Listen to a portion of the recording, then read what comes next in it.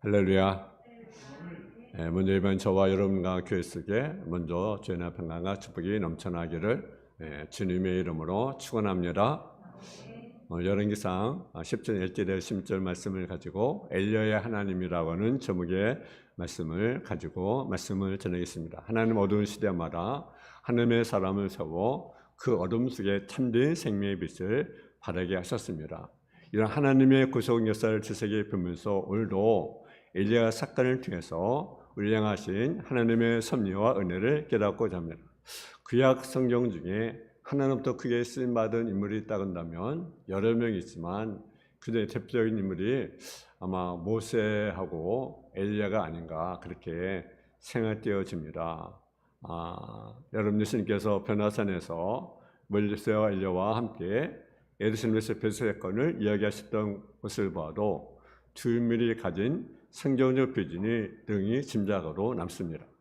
특히 구약성경 마지막 책인 말라기 마지막 장에서 여호와의 크고 두려운 날이 이르기 전에 내가 선지 엘리야를 보내겠다는 하나님의 약속으로 구약성경의 마지막 페이지가 종결된 것을 볼 수가 있습니다. 이것을 볼 때 엘리야의 신장치는 참으로 중대함을 볼 수가 있습니다. 오늘은 본문을 살펴기 앞서서 엘리야가 등장했던 그 시대의 배경을 미리 알아주는 것이 좋을 것 같습니다. 엘리야 시대가 살고 있던 그 시대에 이스라엘 통치하는 나라가 누구냐면 우리가 잘 아는 아합이라고 하는 그러한 왕입니다. 이 아합은 이스라엘의 7대 왕인데 그 이전에 있던 모든 왕들도 한결같이 나라의 이익이 되지 못하고 도리어 피해만 꼈다는 왕이었습니다.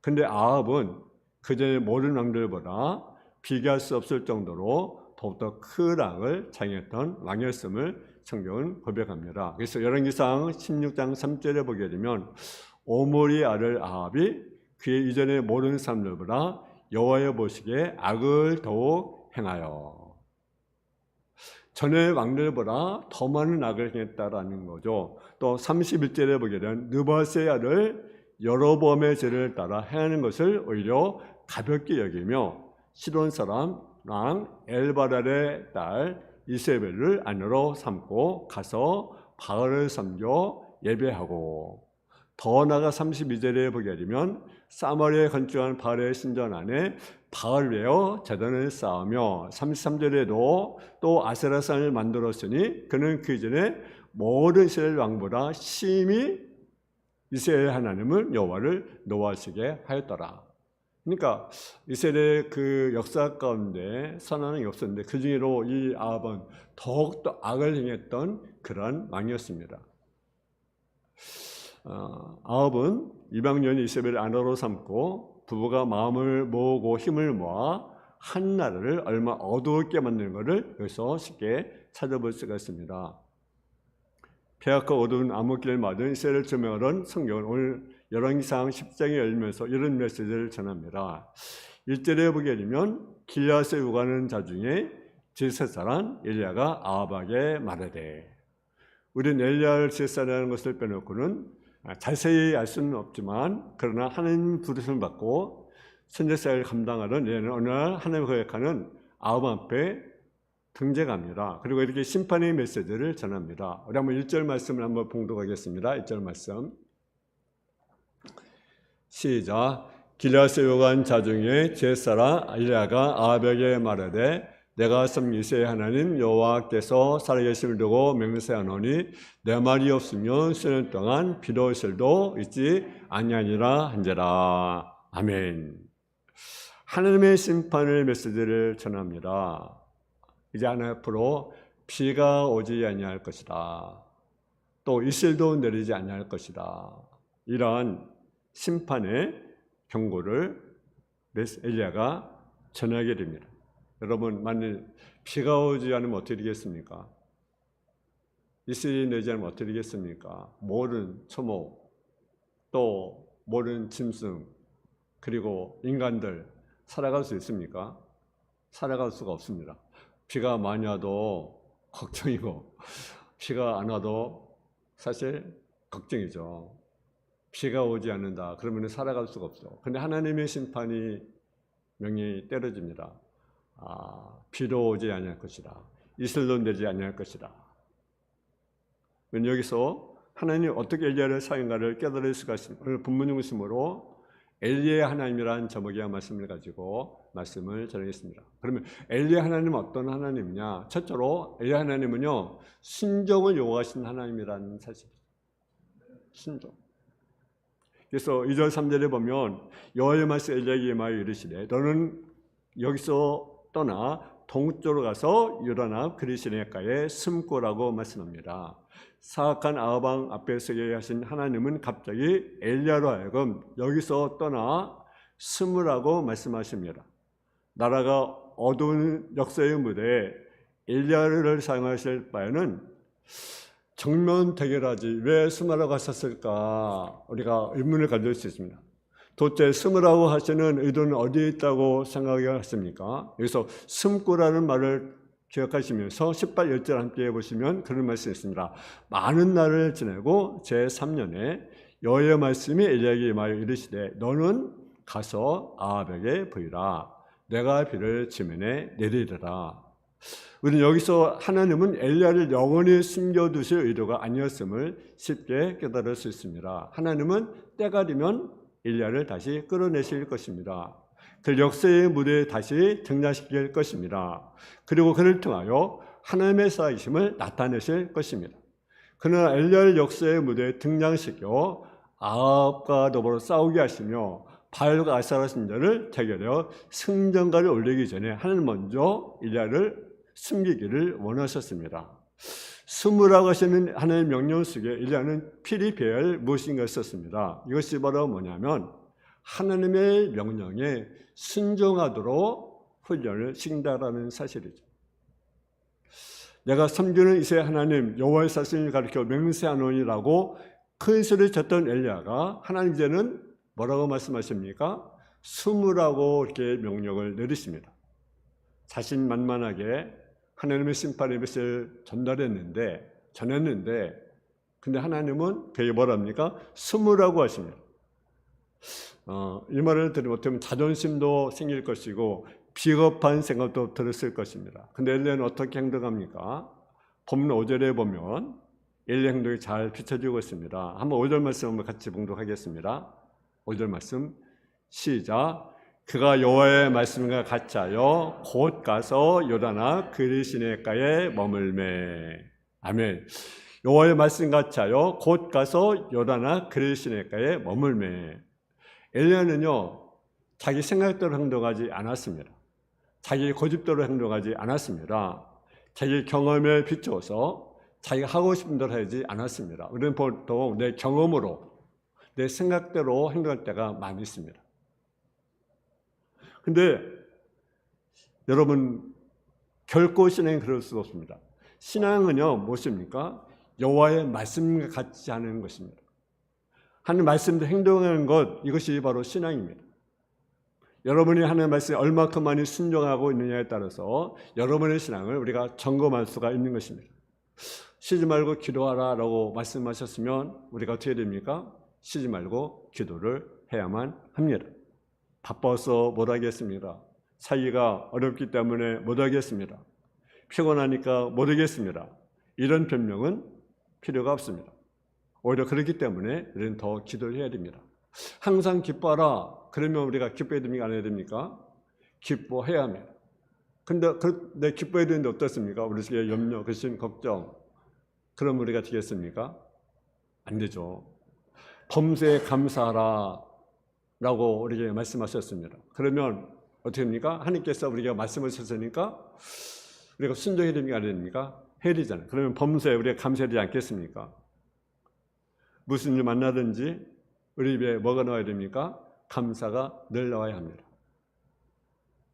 그래요. 근데 만일 감사가 나오지 않고 우리가 원망하고 불평한다고 한다면 그것은 무엇입니까? 교만한 거 아니겠어요? 교만한 거. 사랑하라 라고 주님이 우리에게 말씀하셨으면 우리가 어떻게 됩니까? 사랑해야 되지 않겠습니까? 왜? 성령이 사랑하라 했으니까, 서로 사랑을 했으니까, 형제를 사랑했으니까 형제를 사랑하지 않겠습니까? 근데 우리 속에 미움이 있다고 한다면 여러분 우리가 신앙에 볼 수가 있겠습니까? 아니죠. 그러니까 기뻐하라면 기뻐하면 되고 감사하라 감사하면 되고 기도하라고 했으니까 기도하면 되고, 사랑하라 했으니까 사랑하면 되는 것 아니겠어요? 왜? 하나님께서 말씀하셨으니까 우리는 다만 어떻게 합니까? 순종하는 거예요. 아멘. 성경에 가장 귀한 것이 무엇입니까? 성도를 붙잡아야 할 중요한 진리가 무엇입니까? 그것은 곧 나를 부르시고 나를 하나님대로 삼아주시고 매일매일 내 삶 속에서 내 걸음을 인도하시며 하나님의 진리를 따라 살도록 명령하시는 그 명령에 우리는 순종을 하는 것입니다. 아멘. 여러분 다시 한번 3절 한번 보시기 바랍니다. 3절 말씀 시작. 너는 여기서 떠나 동쪽으로 가서 일어나 그리 시내가에 숨고. 이 하나님의 말씀에 이제 어떻게 순종합니까?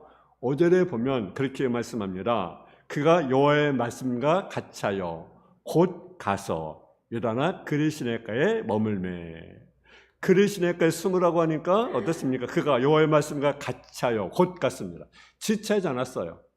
하나님 말씀하시니까 곧 가서 그도 행했다라는 거죠. 여러분 하나님은 오늘 우리에게 요구하신 것이 무엇입니까? 순종을 요구하신다는 거죠. 순종. 너무나 정확하게 하나님의 말씀에 일치하는 삶을 살았던 것을 우리가 보게 됩니다. 그리고 그리 시내에 물이 마르자 또 여호와의 말씀이 또 엘리야에게 임합니다. 9절에 보면 여러분 9절 말씀을 같이 봉독합니다. 시작. 너는 일어나 시내에 속한 사르밧에 가서 거기 머물라. 내가 그걸 가백에 명령하여 내게 음식을 주게 하였느니라. 아멘. 하나님의 말씀이 떨어질 때까지 명령하신 그리 시내에 앉아있던 엘리야가 다시 사르밧에 가서 거기 유하라고 명령하십니다. 역시 이때 엘리야가 어떻게 행동합니까? 10절에 보면 그가 일어나 사르밧으로 가서. 엘리야는 시전일관 무엇이 중심이었습니까? 하나님 말씀이 중심이었습니다. 그리고 하나님 말씀대로 그만 순종했습니다. 그래서 엘리야 하나님은 어떤 하나님이냐? 순종하기를 원하신 하나님. 엘리야뿐 아니라 저 여러분 중에서 뭘 하기 원하십니까? 순종하기를 원하신 하나님이라는 거죠. 여러분 그리스도인은요 좁고 협소한 계곡입니다. 결코 환경이 좋은 환경이 아닙니다. 그리스라는 말은 분리라는 뜻입니다. 단절이라는 뜻인데 좋은 환경에서 단절되고 분리된 나쁜 조건입니다. 그런데도 엘리야는 그리스도가 머물라고 하니까 그것에 머물르잖아요. 환경이 좋은 환경이 아닙니다. 머물라니까 그냥 순종합니다. 하나님 나쁜 환경을 주신다고 할지라도 불평하고 원망을 베푸지 않고 오직 믿음으로 나갔다는 사실이죠. 신앙은 결코 환경이 잘 되면 안 되는 거죠. 아직도 우리에게 주어진 환경에 따라 우리 신앙이 들쑥날쑥 한다고 한다면 우리 신앙을 하나님의 말씀으로 점검을 해야 합니다. 또한 여기서 그리 시내가에서 어디에 가서 머무르라 합니까? 사르밧 가옥에 가라라는 거죠. 근데 그 거리가 어느 정도 걸린지 아십니까? 120km. 여러분 어떻게 되나? 하나님 가까운 데 가게 하시지 왜 이렇게 그 먼 거리를 가게 하십니까? 120km는 몇 리입니까? 몇 리예요? 예? 우리가 10리만 걸어가려도 여러분 어떻습니까? 힘들잖아요. 옛날 뭐 교통이 농락합니다. 차가 있습니까? 뭐가 있습니까? 기차가 있습니까? 걸어서 가야만 하는 그런 거리. 그 거리, 120km를 있는 그 거리. 하나님이 가라 하니까 1년의 분이 갑니까? 안 갑니까? 갑니다. 가까운 거리로 하나님 인도하시지 왜 그 먼 거리를 가게 하십니까? 라고 하지 않았어요. 신앙은 환경에서 자유되는 것이 아닙니다. 교통수단이 열차던 시대에 그 먼 거리를 가라고 하셨는데 여러분 같으면 어떻게 하겠습니까? 저 같으면 어떻게 하겠습니까? 아마 안 갔을 것 같아요. 어때요? 근데요, 반문하지 않고 하나님 말씀이 떨어지자마자 무섭게 갑니다. 얼마나 멋있는 신앙입니까? 여러분, 우리는 오늘 엘리야 하나님 앞에 하신 음성을 우리가 들었습니다. 하나님 엘리야를 부르시고 그의 첫째 무엇을 요구하셨습니까? 순종을 요구하셨습니다. 이때 엘리야는 환경과 형편이 전체는 좋지 않아도 하늘 말씀에 철저히 순종합니다. 신앙은 입으로 하는 것이 아닙니다. 말이 필요 없습니다. 신앙 오직 말씀에 절대로 순종하는 것이 신앙입니다. 예수 믿는 것 때문에 오히려 손해를 볼 수도 있고 불이익을 당할 수 있다 해도 하나님의 말씀이라고 한다면 순종하는 것, 이것이 신앙이라는 사실이죠. 아멘. 이것이 믿음입니다. 이것이 살아있는 신앙입니다. 우리 동서남을 바라보라는 하는 말씀이 주어졌습니다. 이 명령에 순종해서는 먼저 기도가 필요합니다. 기도 없이는 동서남을 바라볼 수는 힘을 얻지 못하는 것입니다. 그래서 늘 교회에 모여서 함께 기도하는 거룩한 모임을 우리가 희복을 해야 합니다. 또 엘리야 하나님 어떤 하나님이냐? 두 번째 합니다. 우리의 필요를 채우시는 하나님. 아멘. 엘리야 하나님은요, 우리의 필요를 채우시는 하나님. 다시 나의 삶을 책임지신 하나님이라는 사실이죠. 오늘 본문 6절을 한번 보겠습니다. 6절 말씀 같이 봉독합니다. 시작. 까마귀들이 아침에로 떡과 고기를, 저녁으로 떡과 고기를 가져왔고 그가 시냇을 마셨으나 땅에 비가 내리지 아니하므로 얼마 후에 그 시내가 마르니라. 아멘. 하나님이 엘리야를 아합방에 보내어 하나님 십변의 메시지를 전하게 하신 후에 갑자기 그르시네가에 심으라고 말씀을 하셨습니다. 그르시네가는 모든 것이 넉넉한 장소가 아닙니다. 풍성한 장소가 아니었습니다. 근데 하나님이 가라가니까 엘리야는 가는 거죠. 어떻게 보면 가면서 마음 한편으로는 어떻게 먹고 살까 이런 걱정도 아마 생겼을 것 같아요. 저 같으면 그르시네 가면 어떻게 먹고 살 수 있을까? 근데요, 4절에 보니까 하나님께서 그 말을 하시고 이렇게 말씀합니다. 그 시냇물을 마시라. 내가 까마귀들에게 명령하여 거기서 너를 먹이게 하리라. 할렐루야. 그래서 엘리야는 왜 말씀 같아요? 요단강 그르시네가에서 머물렀습니다. 하나님의 말씀에 순종했습니다. 이렇게 순종하니까 하나님께서 어떻게 역사하십니까? 6절에 보시면 까마귀 아침에도 떡과 고기를, 또 저녁에도 떡과 고기를 가져왔습니다. 여러분, 내가 어떤 환경에 살고 있느냐 물론도 중요하지만 그보다 더 중요한 사실이 있습니다. 내가 서 있는 자리가 순종의 자리인가? 환경도 중요합니다.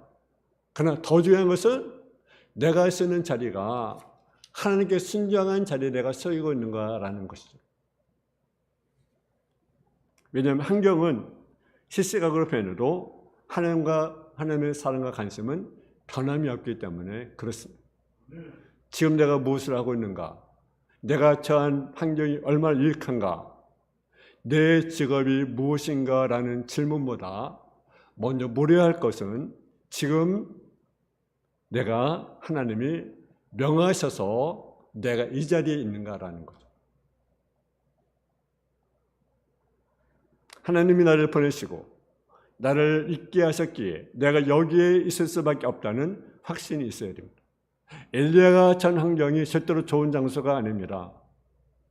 아주 나쁜 그런 환경입니다. 근데 순종한 엘리야를 하나님께서 책임지는 모습을 우리가 보게 됩니다. 숨어있는 엘리야를 하나님은 아주 특별하게 역사하셨습니다. 잔 흘리는 개나 비밀을 누설하지 않는 사람을 동원하지 아니하시고 까마귀를 동원하셨습니다. 까마귀는 거기에 보면요, 부정한 새입니다.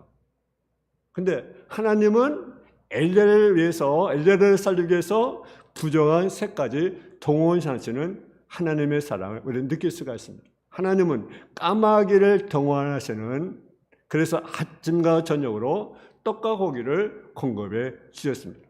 우리는 엘리야의 삶을 책임지시는 하나님의 섭리에 있어서 초자연 역사를 우리가 볼 수가 있습니다. 또 까마귀를 통하여 떡과 고기를 공급하시는 것은 초자연 역사를 우리에게 보여주고 있는 것을 우리가 보게 됩니다. 그의 삶에서는요, 이런 기적이 얼마든지 일어날 수 있다는 거죠. 그리고 또 하나는 뭐냐면, 한 가지 기억할 것은, 하나님은 날마다 기적만을 행하지 않는다는 사실을 우리가 기억해야 합니다. 초전적인 것을 역사하신 하나님은 까마귀를 통해서 떡과 여러분 고기를 공급하시지만 물은 어떻게 마시도록 하셨습니까? 4절에 보니까 그 신의 물을 마셔라. 그 신의 물.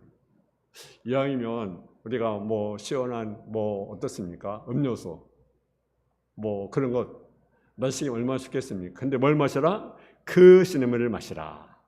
이것은 뭡니까? 하나님은 기절 행하시기도 하지만 또 우리에게 인간이 할 부분을 남겨주신다는 사실이죠. 우리 기적을 기다리기 전에 내게 주어진 현장 속에서 성도답게 최선을 다해야 된다라는 거죠. 여러분, 그리스도의 물은 어떤 물입니까?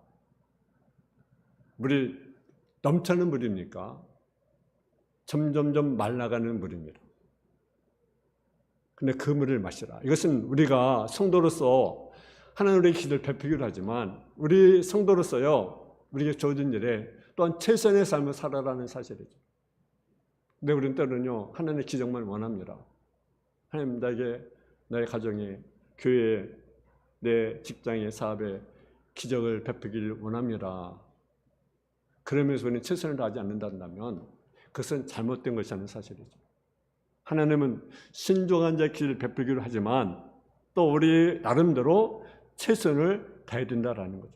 여러분, 말라가는 신의 물을 바라본 엘리야는 어떤 마음을 가졌겠습니까? 여러분이만 엘리야는 어떻게 하시겠습니까? 요즘에 보면 뭐 직장에서 뭐 정리하고 또 명예 퇴직, 조기 퇴직 그런 말을 여러분 들어보잖아요. 하루아침에 퇴직을 당해서 때로는 가족이 알리지 못하고 출근한 척 하는 그런 남편도 없지 않아 있다고 하더라고요. 얼마나 마음이 그렇겠습니까? 얼마나 마음이 아프겠습니까? 남편이 실제 가면 어떻습니까? 생활할 수 없고 자식을 가르칠 수단이 끊어지면 어떻게 하겠습니까? 100번을 찾기 분주하지 않을 것입니까? 근데 엘리야는요, 자기 생명을 의지하는 신의 물에 말라가고 있음에도 불구하고요, 그 자리를 떠나지 않아요.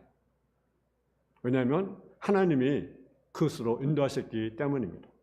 하나님이 그에 떠나라고 하시기 전까지 엘리야는 떠날 수가 없는 것입니다. 하나님 나를 향해서 떠나고 말씀하기 전까지 나는 여기 있어야 한다는 엘리야의 철저한 순종의 자세를 우리가 배워야 된다는 거죠. 우리는 신앙생활을 하면서 때로는 너무 서두를 때가 있어요. 급할 때가 있어요.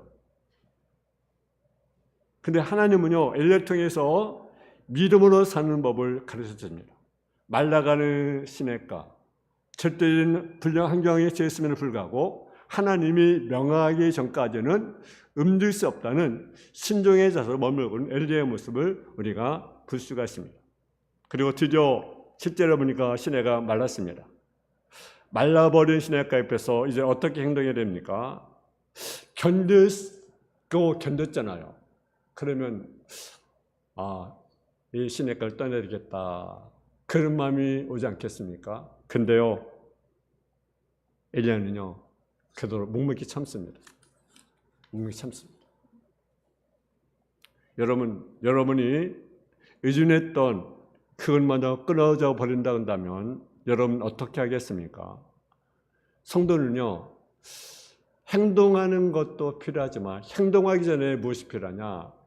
주님의 음성을 우리가 들어야 됩니다. 주님의 음성을 듣고 우리가 행동을 해야 되는 거죠. 근데 때로는 내가 주의 음성을 듣기보다는 행동이 먼저 앞설 때가 있어요. 행동. 여러분, 무엇이 먼저입니까?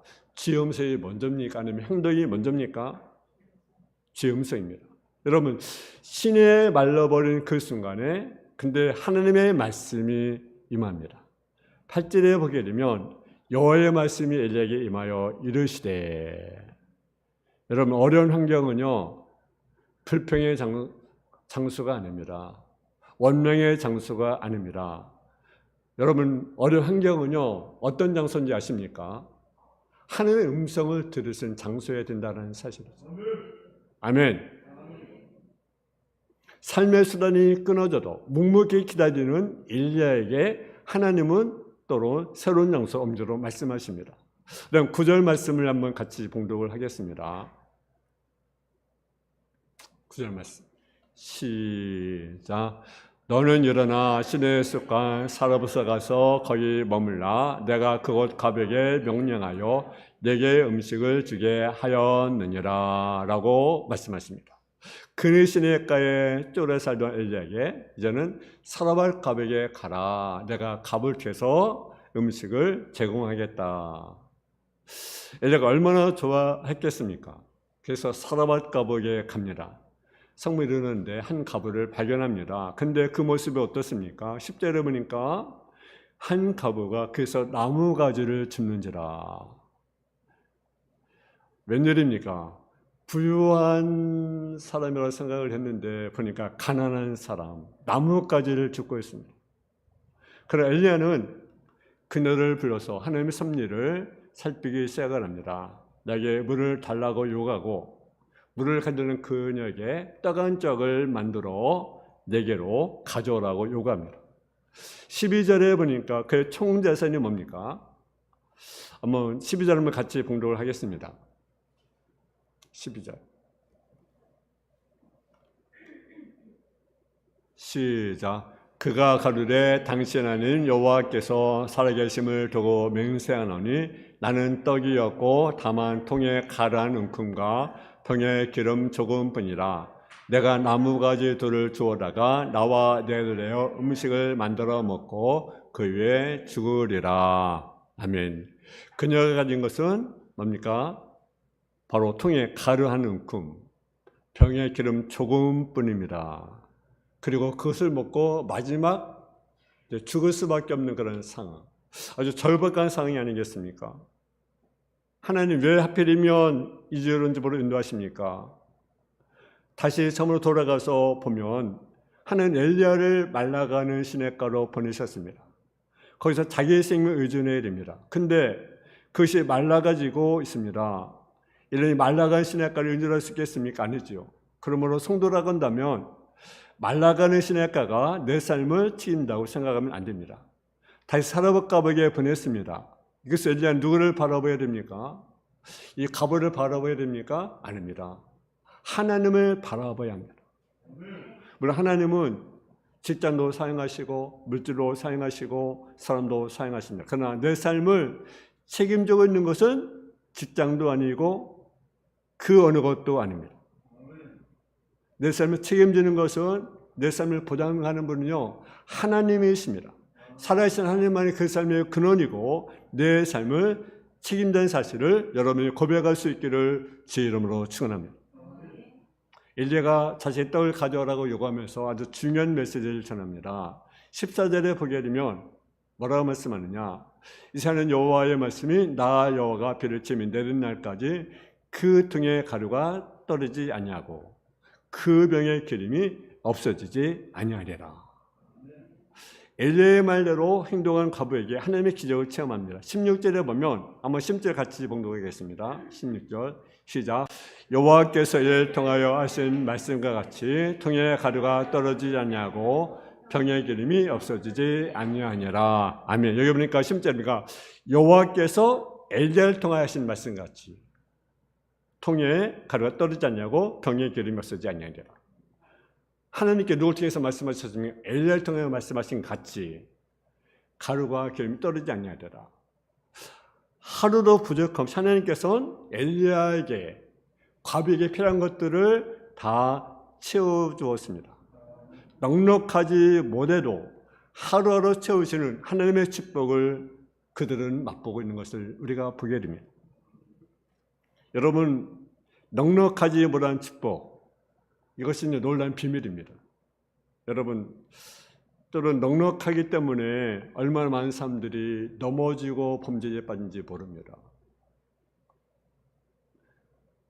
그러나 우리는 넉넉하지 못할 때 누굴 바라봅니까? 하나님을 바라보는 거죠. 하나님을 신뢰한 것이죠. 그랬더니 오늘도 하루도 하나님이 우리의 삶을 책임지게 된 것입니다. 사르밧 가부 집에 통에 가루 한 줌, 병의 기름 조금 어떻게 의지할 수 있겠습니까? 어떻게 여인이 의지할 수 있겠습니까? 근데 하나님은요, 필요한 것들을 그에게 채워주었어요. 엘리야에게, 가비에게 채워주었습니다. 그 하나님은 오늘도 살아계십니다. 여러분, 내가 건강하지 못하기 때문에 약한 몸을 이끌고 주님 의지하고 그분께 기도함으로 살아계신 하나님을 의지한다 한다면 그 나약함은 오히려 축복이 될 수도 있습니다. 내 가난함 때문에 보장하지 못한 내일의 삶을 위하여 하나님을 의지하고 그분을 따른다 한다면 그 가난함이 오히려 우리에게 축복이 될 수도 있습니다. 중국의 성교의 문을 열었던 호르슨텔라는 그 성사님이 계십니다. 그분은 한 번도 아쉬운 소리를 하지 않았습니다. 하나님을 신뢰함으로 당당히 하나님의 일을 행하는 선교사였습니다. 그것이 있던 선교단체가 OMF라는 선교단체입니다. 이 선교단체 중요한 원리 중에 하나가 뭐냐면 선교하는데 신앙으로 선교한다라는 거죠. 다시 말하면 선교하려면 얼마나 많은 것들이 필요하겠습니까? 생활도 해야 되죠. 가정도 생활해야 되겠죠. 선교활동도 해야 되죠. 많은 것이 필요하잖아요. 그러다 보니까 때로는요, 교회에 우리가 좀 어려운데, 선교를 어려운데 좀 도와달라고. 또 성도들에게 부탁할 수도 있고, 일에게 부탁할 수 있고 싶는데 형제들에게, 때로는 부모들에게 내가 선교하는데 어려우니까 좀 부탁할 수 있고 도와달라고, 물질로 도와달라고 이야기할 수 있습니다. 근데 그들은요, 오직 부탁하지 않아요. 누구를 신뢰함으로? 하나님을 신뢰함으로. 하나님을 신뢰함으로. 하나님 의지하게, 사람 의지하면 하나님 의지하는 거죠. 근데 때로는 요즘 선교사들이 입이 가볍습니다. 하나님 의지하기보다는 어떻습니까? 사람을 의지하고 후원교회를 찾기 현현되어 있는 것을 우리가 보게 됩니다. 비록 내가 처한 삶이 그네처럼 말라가는 형편이어도 사라카베의 집처럼 미래가 보장되지 않는 내 삶을 할지라도 나는 믿습니다. 하나님의 살아계신 나는 믿습니다. 그는 나를 설 줄 믿습니다.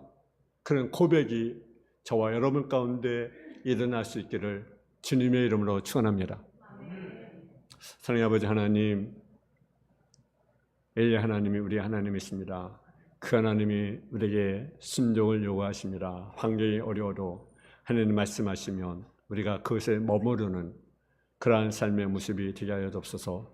내가 있는 그 환경이, 내가 있는 그 직장, 사업, 또 내 가정이, 내 신앙의 현장이 주님이 요구하는 자리인지 우리 자신을 돌아보는 삶의 모습이 되게 하여 주시고, 주님이 원하시는 그 자리에 우리가 머물러 있는 삶의 모습이 되게 하옵소서. 말씀에 늘 머무르는 삶의 모습이 되게 하여 주옵소서. 엘리야가 하나님 말씀에 순종함을 통해서, 또 사르밧가브가 정말 하나님 말씀에 순종함을 통해서 하나님의 기적과 하나님의 그들의 삶을 책임져 주었습니다. 그들의 필요를 채워 주었습니다. 우리가 사람을 의지하지 않게 해주시고 환경을 의지하지 않게 해주시고 하나님을 의지하고 하나님을 바라보는 참된 성들의 삶의 모습이 되게 하여 주옵소서.